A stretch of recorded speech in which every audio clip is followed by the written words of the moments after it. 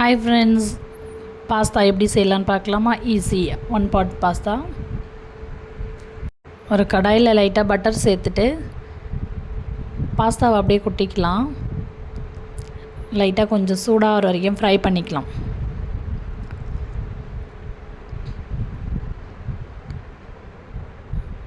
நல்லா ஃப்ரை பண்ணிவிட்டு இதில் லைட்டாக கொஞ்சம் நான் பால் ஆட் பண்ணிக்கினேன், டேஸ்ட் நல்லாயிருக்கும். இப்போ பால் ஆட் பண்ணிக்கலாம்.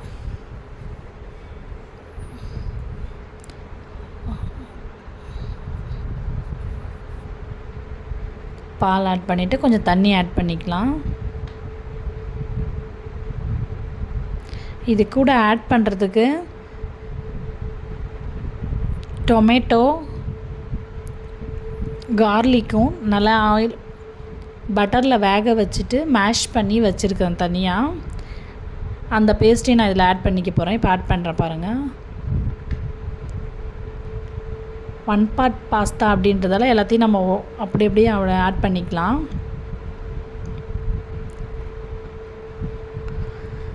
ஆட் பண்ணியாச்சு. Next red chilli sauce add பண்ணிக்கிறேன் கொஞ்சமாக.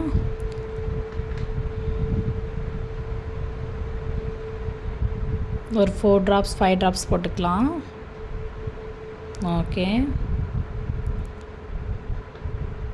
Next green chilli sauce add பண்ண போகிறோம்.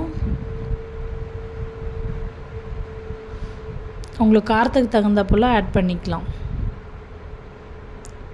டொமேட்டோ கெச்சப் கொஞ்சம் லைட்டாக சேர்த்துக்கலாம்.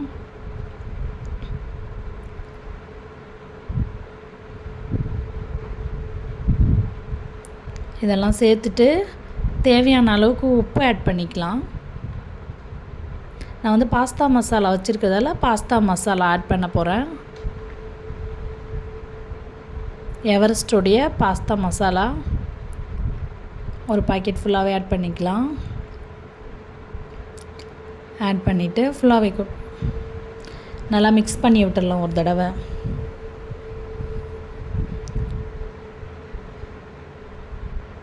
நல்லா கலந்து கொடுத்து மசாலா கட்டி இல்லாமல் நல்லா கிளறி கொடுத்துட்டு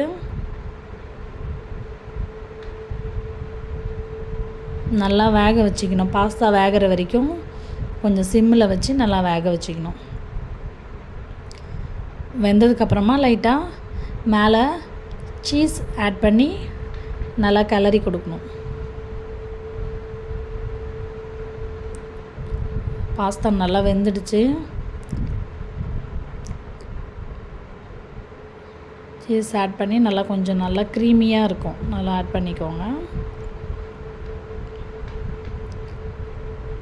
ஓகே, ஆஃப் பண்ணிவிட்டு எவரெஸ்டோடைய பெரி பெரி மசாலா லைட்டாக டேஸ்ட்டுக்காக கொஞ்சம் ஆட் பண்ணிக்காச்சு.